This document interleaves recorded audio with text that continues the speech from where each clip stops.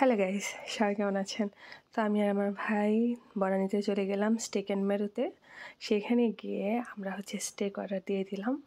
আর এই যে আমারটা আর প্রথমেই এখানে অনেক চর্বি ছিল, তো আমি নিয়েছি। এটা নিয়ে আমার ভাই একটু দুষ্টুমি করছিল যে চর্বি খায়া দেখ কেমন লাগে।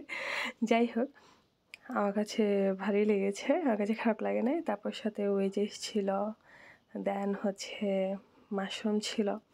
তো সবগুলো একসাথে কম্বিনেশনে খেতে খুবই মজা লাগছিল আমার। তো আমি ওয়েজেসটা সসের মধ্যেও একটু দিয়ে দেখছিলাম যে কেমন লাগে টেস্ট।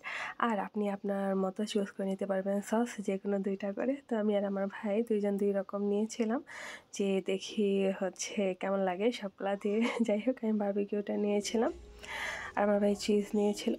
তো তারপর এসেছে এই যে মাংসের পিস, যেটা অনেক সফট, আর মাংস আর হালকা চর্বিও ছিল একসাথে। তো সব কিছু একসাথে মিশে অনেক সফট আর মজার একটা ব্লাস্ট হচ্ছিল মুখের ভিতর।